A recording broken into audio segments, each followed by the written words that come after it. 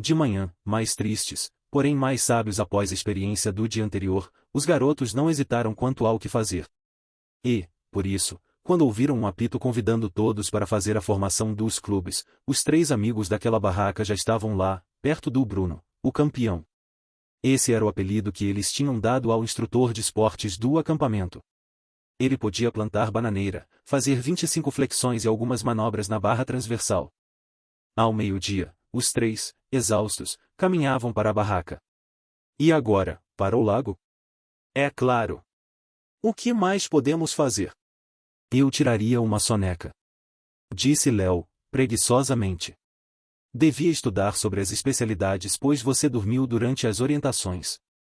Léo e Daniel riram. Marcos revirou os olhos. Ah, é? Espere para ver quem vai rir na hora do teste. Vocês vão ver quem estava dormindo e quem estava escutando. Vamos lá, não fique bravo. Daniel foi o primeiro a entrar na barraca.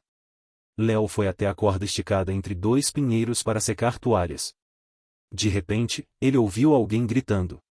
Em um segundo, ele estava de pé, do lado de fora da barraca, com apenas uma perna da calça. Ele caiu sobre a estaca e desabou no chão. Marcos se assustou e olhou para o amigo. O que aconteceu? Não sei. Gente! Um garoto gaguejou. Tem uma cobra ali, atrás da barraca. Uma cobra? Você está falando sério? Como pode? Daniel vestiu as calças. Ouvindo os gritos, vários garotos foram até o local. Léo pegou um pedaço de madeira e, com cuidado, começou a procurar. Não vejo nada. Qual é o tamanho da cobra? Não sei. Eu só vi a cauda, era marrom. Finalmente, um dos garotos a localizou. Em um segundo, todos viram a cobra. Ela rastejou para fora, na grama, tentando escapar. Uau! Que coisa! Ei, venham aqui! Tem uma cobra aqui! Gritou um garoto loiro vestido com uma camiseta verde escuro de desbravador. Depois de 1 minuto, cerca de 10 pessoas se reuniam ao lado da barraca. Todos armados com longos galhos, impedindo a cobra de rastejar para a mata. Logo um dos conselheiros apareceu. O que está acontecendo aqui? É uma cobra. Olhe! Não é venenosa. Todos começaram a se olhar. Deixem que eu cuido disso. Agora vamos levá-la para longe do acampamento. E se ela voltar? Devíamos matá-la. Nada de matar. Deixe-a viver. Vamos. Ele pegou o galho mais longo de um dos desbravadores e tirou a cobra do acampamento. Poucas pessoas foram atrás do conselheiro para ver como ele soltaria a cobra. Daniel lançou um olhar temeroso em sua barraca. E se tiver uma aqui? Marcos deu um tapinha no ombro dele. Deve ter uma escondida. Que bobo que você é! Léo defendeu o outro. Chega desse assunto, falou o conselheiro. É raríssimo encontrar uma cobra assim tão perto do acampamento. Em meia hora todos estavam pulando na água, os rapazes se esqueceram da cobra embora até o final do acampamento Daniel sempre verificava sua barraca só por precaução. Ei, saiam da água! Vocês ouviram o apito? André estava parado na margem do rio tentando chamar Léo e 3 outros garotos que nadavam a bons metros de distância. Voltem! Léo veio à tona, notou André e disse sarcasticamente. Acabamos de entrar na água, e você já está gritando conosco. Venha nadar com a gente. Os garotos nadaram para mais longe. Voltem! Foi a voz ouvida. Mas ninguém prestou atenção ao conselheiro. Os garotos brincaram por mais 5 minutos, e quando todos estavam prestes a sair da água, Léo decidiu pular não muito longe da margem do rio. Ele puxou o fôlego, levantou as mãos e saltou. Não era uma área de águas profundas, mas o fundo estava coberto de lodo. Os pés de Léo afundaram em uma massa lamacenta. Quando ele quis subir para a superfície, percebeu que o lodo do rio chegava aos seus joelhos. Primeiro, ele pensou que não era grande coisa. Léo tentou puxar as pernas, mas em alguns segundos ele começou a entrar em pânico, sentindo que estava ficando sem ar. Ele tentava com toda a força sair daquele desagradável pântano. Finalmente, sentiu que seus joelhos foram liberados, em um momento, emergiu na água, ansioso por ar. Seus amigos nem perceberam sua curta ausência. Só quando Léo chegou à margem do rio, ele percebeu o quão perigosa a situação tinha sido. Que problemão! Pensou ele, saltar a apenas 3 metros de distância da terra seca, e a água nem era tão funda como eu pude ficar preso? Ele se lembrou de que André tinha pedido que saíssem da água, e Léo foi para o acampamento com um desagradável sabor de que quase tinha pago caro por sua desobediência. Quando Léo e outros rapazes que tinham permanecido no rio estavam perto da área de jantar, Alexandre e André apareceram. Vocês ouviram o sinal para sair da água? Os garotos baixaram a cabeça. Vocês estão no acampamento, e nós somos responsáveis por vocês. Não queremos que nada de ruim aconteça. Por isso, estamos dando uma advertência a todos, e se isso acontecer novamente, vocês irão para casa. Se desobedecem, é muito difícil ele ficar de olho em todos. Vocês e ajudá-los em caso de emergência. Fui claro? Eles acenaram com a cabeça. Léo se aproximou de Marcos e Daniel, que já estavam esperando por ele. Onde você esteve? O que André queria com você? Léo acenou com a mão sem querer explicar nada. Está tudo bem. Acabamos ficando mais um pouco na água. André denunciou você ao Alexandre? Esqueça isso. Vamos comer. Comendo macarrão, ensopado e salada, os garotos falavam de muitas coisas. Quando voltarmos para casa, vou comprar uma bicicleta. Legal. Qual? Uma bicicleta de corrida? Depende de quanto dinheiro eu tiver. Imaginem se a gente pudesse ter uma scooter. Uau! Existem algumas bem bonitas. Daniel, você pelo menos sabe a diferença entre uma scooter e uma bicicleta? Claro que sei. Então, qual é? Bem, scooter tem motor. Haha. Você não sabe de nada, meu amigo. Marcos pegou outro pedaço de pão e mastigou, tentando explicar as diferenças para Daniel. Veja, meu pai queria comprar uma scooter. Fiz algumas pesquisas sobre ela para ele. Agora escute, o motor de uma scooter está na mesma área da roda traseira, e a velocidade aumenta com a ajuda de uma transmissão continuamente variável. O quê? Onde você aprendeu essas palavras? Léo interrompeu a conversa. Esqueçam essas coisas. Faz mal força o cérebro depois do almoço. Vamos jogar vôlei? Vi que as equipes estavam se reunindo na quadra. Eles foram lá e pararam desconfiados. Então, quem vai jogar? Vamos escolher um capitão. Disse um jovem alto, usando bermuda amarela e uma camiseta com estampa de sapo. Temos uma equipe. Só precisamos de mais um jogador. Um dos garotos voltou-se para Marcos. Junte-se a nós. Ricardo, ele será o sexto, certo? Ricardo, o jovem com um sapo na camiseta, acenou com a mão e começou a organizar os jogadores. Logo em seguida, outra equipe foi formada. Estamos prontos. Você ainda precisa de mais um jogador? Não, não precisamos. O que estava aqui só foi pegar um pouco de água. Tudo bem. Vamos aquecer. Marcos estava conversando sobre algo com seu novo amigo. Léo perguntou a Daniel. Marcos vai jogar contra nós? Com seu novo amigo? Deixe-o jogar. Agora vamos mostrar para ele. Não entendo você. Uma hora depois, Daniel e Léo foram nadar, desanimados. Tinham perdido 3 sets no jogo.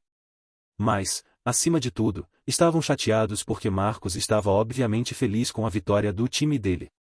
Às 16 horas, o apito foi ouvido, e, em um instante, todos os presentes no acampamento foram divididos em grupos para fazer barulho em cantos diferentes. Percebendo que Letícia estava estendendo uma grande esteira, Léo reuniu coragem e decidiu se sentar ao lado dela. Oi. Posso me juntar a você? Boa tarde, Leonardo. Você pode se senta. Leonardo? Por que tão formal? Por pura diversão. Não tinha visto você o dia todo. As garotas de nossa barraca estão de plantão na cozinha hoje. Por falar nisso, um pouco de ajuda dos garotos seria bom. Estamos ocupados, você sabe. Vôlei, natação. Entendo. Samuel convidou todos para uma oração, e a atividade começou. Amigos, como está o humor de vocês? Excelente! É bom saber disso. Hoje, nosso tema é segurança. Vocês podem não receber uma especialidade por isso ainda, mas o conhecimento que vão receber hoje será útil tanto na vida quanto aqui no acampamento. Primeiro, quero começar com uma pergunta: o que devem fazer se vocês se perderem? Chorar e ligar para a mamãe. Todos começaram a rir. Samuel sorriu sutilmente. Estou falando sério. O que vocês devem fazer? Apenas chorar. Já que a mamãe está longe, não adianta ligar. Houve outra explosão de risos. Samuel olhou calmamente para todos. Vocês sabem quantas pessoas já morreram afogadas ou desapareceram apenas porque ninguém as encontrou? Não pensem que ter um telefone pode resolver todos os seus problemas. Desbravadores costumam fazer caminhadas e acampar, então eles precisam saber as regras básicas para o caso de se perderem. Vocês estão prontos para fazer anotações? Sim. A primeira regra é esta: orar. Peçam a Deus que lhes mostre o caminho e os livre de qualquer tipo de perigo. Acima de tudo, não se desesperem. Um desbravador nunca deve se esquecer de que os anjos sempre o seguem, protegendo do perigo. Lembrem-se disso. Agora, a segunda regra: não se apressem, sentem-se e reservem um tempo para pensar sem entrar em pânico. Vocês não precisam pensar nos perigos e nos animais assustadores que podem encontrar, mas pensem aonde ir, para frente ou para trás, e como atrair a atenção para si mesmo. Então, como podemos atrair a atenção? Vamos falar sobre isso um pouco mais tarde.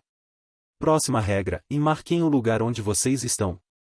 Façam um corte em uma árvore, pendurem um pedaço de pano em uma vara, inventem alguma coisa. O que acham que devem fazer em seguida? Provavelmente, precisamos dar uma olhada ao redor. Exatamente. A regra diz que vocês precisam subir em uma árvore ou subir em uma colina, tentar ver a área e encontrar alguns pontos de referência. Mas, se não tiverem certeza de que podem chegar lá, é melhor ficarem onde estão. Ficou claro? O quê? Apenas sentar e esperar, é isso? Não, não exatamente. Façam sinais. Se decidirem ir em alguma direção, o mais importante é não se colocarem em uma situação ainda pior. Se tiverem uma bússola ou um mapa, tentem usá-lo. Façam isso para determinar sua localização e, em seguida, escolham uma direção e sigam em frente. Faremos uma caminhada onde todos serão capazes de demonstrar sua habilidade de usar uma bússola. Agora vamos conversar sobre os sinais. O que pode servir de sinal? Fogo. Algo mais? Letícia, que estava ouvindo Samuel com atenção, acrescentou. Você pode agitar um tecido brilhante. Isso mesmo, muito bem. Além disso, podem fazer sinais sonoros ou, em termos simples, gritar bem alto e ouvir atentamente os sons que voltam. Vocês podem tentar acender uma luz com um espelho ou apitar. Aliás, como deve ser esse sinal de luz? Talvez deva ser grande. Bem, com certeza, deve ser grande. O que mais? Quem sabe? Depois de ver que os garotos estavam ansiosos pela resposta certa, Samuel continuou. Desbravadores, vocês se esqueceram da fumaça. Vocês devem jogar folhas verdes e grama em uma fogueira pequena, mais devagar, para não apagar o fogo. E mais uma coisa que precisamos citar nesse tópico: e não desanimem. Façam direitinho tudo o que ensinamos. Agora vamos aprender várias outras regras que podemos usar. Léo olhou para Letícia, mas ela estava ouvindo atentamente e não prestou atenção nele. É por isso que às vezes ele fingia que não tinha tempo suficiente para escrever algo e olhava para o bloco de notas delas. Amigos, a primeira regra é que tudo deve ser cuidadosamente planejado e pensado. Vocês precisam levar em consideração a preparação física de todos os participantes, tempo de caminhada, prováveis condições meteorológicas. Façam uma lista de equipamentos, produtos e outras coisas. Ou seja, caminhar é coisa séria. Segunda regra: caminhar não é correr. O ritmo deve ser estável, todos devem seguir juntos. É importante ter alguém experiente por perto, que possa ajudar os que estão para trás. E esse alguém deve levar um kit de primeiros socorros, disse Heitor, um garoto que tinha jogado vôlei com Léo. Na verdade, todos precisam de um pequeno kit de primeiros socorros. O que vocês acham que esse kit deve conter? Curativos, aspirina, álcool. Um termômetro, emplastros. Certo. Vocês terão a lista completa quando tiverem especialidade de primeiros socorros. Além disso, é muito importante escolher roupas e calçados adequados. Samuel também falou sobre a água que se pode beber, sobre como se locomover, etc. Sonhando em tornar-se um desbravador melhor, Léo tentou memorizar o máximo possível das orientações. Alô? Oi, mãe. Ah, meu desbravador apareceu. Como estão as coisas por aí? Não está passando fome? Por que você está perguntando sobre comida? Estamos bem. Agora vou para o rio. Tome cuidado. Não nade em lugar fundo.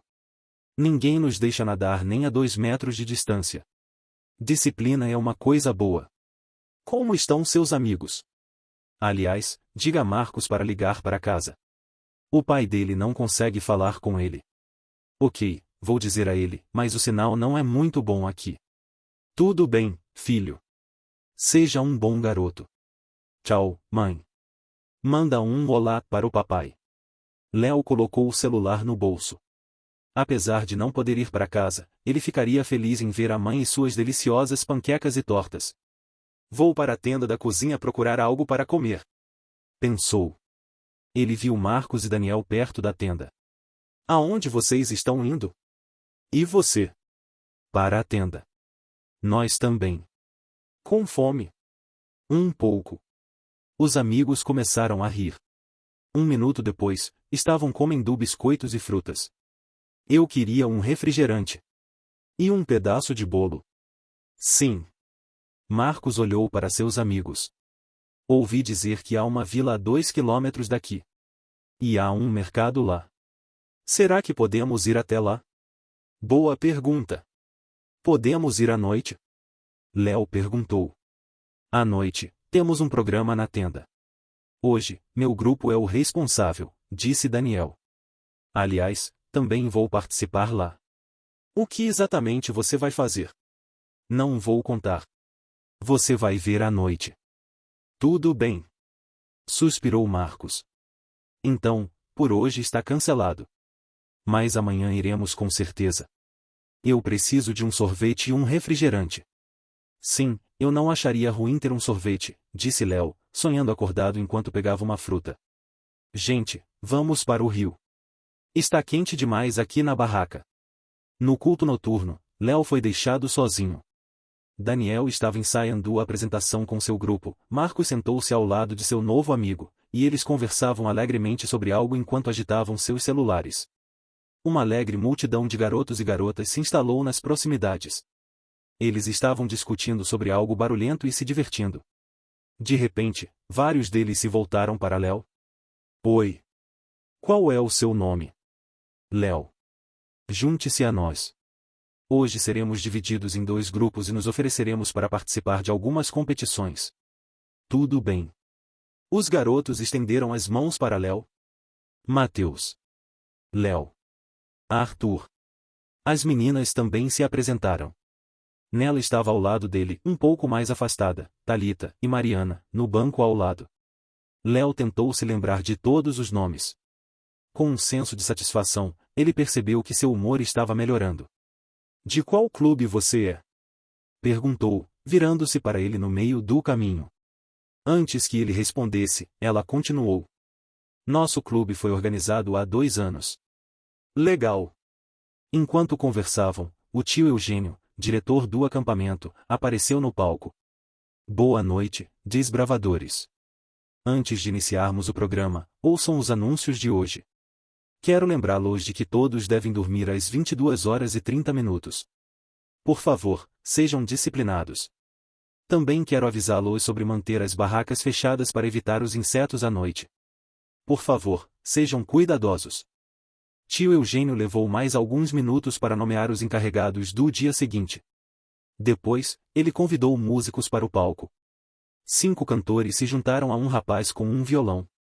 Léo viu Daniel entre eles. Uau! Então Daniel sabe cantar. Ele nunca cantou na igreja. Léo ficou surpreso. Ele achava que conhecia bem seu amigo. Daniel realmente não gostava de participar de nada e, na maioria das vezes, ficava indiferente. Todos se levantaram, as letras das músicas apareceram no telão e logo o hino dos desbravadores ecoou no acampamento. Aos poucos, as pessoas foram chegando. Depois do hino, veio outra música, com gestos. Léo não estava se movendo, não estava sorrindo. Cantar sobre ovelhas parecia bobo para ele. Parecia infantil e nada sério. Depois da música, houve uma oração e um sermão. Um dos pastores estava pregando sobre Davi. Ele mencionou que Davi costumava passar algum tempo na natureza com suas ovelhas. Se ele vivesse hoje, definitivamente seria o líder de um clube de desbravadores. Era preciso ser corajoso e forte para ser um pastor de ovelhas naquelas condições. O pastor contou sobre Davi derrotando leões e ursos. Davi era um menino. Ele tinha apenas uma espécie de estilingue de couro, chamado funda, em suas mãos, mas não tinha medo de lutar contra ursos e leões. Qual era a razão de tanta coragem? O que vocês acham? Ele era o melhor caçador? Não, nem mesmo caçadores experientes ousavam lutar contra aqueles animais terríveis para salvar um cordeiro. Davi sabia que Deus poderia salvá-lo do perigo. Quando ele começou a lutar contra o poderoso soldado Golias, não colocou esperança nas armas e armaduras do rei Saul, mas sim no Senhor. E Davi venceu aquela batalha. O pastor fez uma pausa e olhou para a plateia. Embora adquiramos várias habilidades e aptidões, o mais importante é aprender a confiar nossa vida nas mãos de Deus em tempos de perigo e também em dias de paz. Isso significa que vamos obedecer a Deus e trilhar o caminho descrito na Bíblia. Lembrem-se, Deus sempre quer nos ajudar. Não se esqueçam de orar. Após o sermão, houve uma apresentação preparada pelo grupo de Daniel. Os rapazes encenaram uma peça sobre Davi lutando com animais e depois enfrentando o gigante Golias. Alguns estavam vestidos como ursos e leões, e eles imitaram Golias com alguém se sentando nos ombros de um amigo. Foi divertido. Um urso, enrolado em uma espécie de cobertor, pulava desajeitadamente sobre o palco, o que imitava um leão estava apoiado nas mãos e nos joelhos, e um rapaz loiro estava segurando um pedaço de pau e atirando pedras. Só no fim, Léo percebeu que Daniel estava fazendo o papel de um dos ursos. Que bagunça eles fariam na barraca! Daniel era um urso. Léo estava olhando em volta para encontrar Marcos e contar-lhe as novidades, mas ele não podia vê-lo ali. De repente, Golias, o gigante, escondido atrás de um lençol, se desfez. Que surpresa para Léo ver que Marcos estava no papel das pernas do gigante. Ele tentava recuperar o fôlego. Não havia limite para a diversão de Léo. A única coisa que o aborrecia era que os amigos não tinham lhe contado nada sobre sua participação no programa noturno. Que segredo! Eles vão ver só mais tarde. Em seguida, houve outro teste bíblico. Léo participou com os seus novos amigos. Para o seu grupo, a parte mais difícil era geografia bíblica, mas eles eram imbatíveis completando as declarações de heróis da Bíblia. Eles ficaram em segundo lugar e saíram da grande tenda muito animados. Ei, urso! Ei, gigante! Léo foi na direção de Daniel e Marcos. Por que vocês não me disseram que eram bons para atuar? Marcos, com o rosto ainda vermelho, respirando profundamente, disse: Eu não ia participar. Daniel veio até mim após o sermão e disse que eles precisavam de ajuda. Então eu concordei. Deve ter sido um papel difícil. Eu queria que você tivesse passado um minuto no meu lugar. Marcos, você foi às pernas de um gigante. Você receberá seu Oscar na barraca hoje à noite. Por falar nisso, por que o seu gigante desmoronou? O cara sentado nos meus ombros começou a acenar com as mãos e a balançar. Eu perdi o equilíbrio, e quase caímos. Eu também não conseguia respirar debaixo daquele lençol e nem ver para onde estava indo. Uma garota com o cabelo amarrado de ambos os lados, vestindo um agasalho branco, aproximou-se de Daniel. Oi. Oi, Mariana. Foi ótimo. Você foi um urso perfeito. Seu desempenho foi maravilhoso. Fizemos o nosso melhor.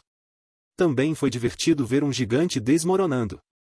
Ah, estes são meus amigos, Léo e Marcos. Estamos na mesma barraca. Mariana sorriu e olhou para os garotos. Bem, vejo vocês amanhã. Boa noite.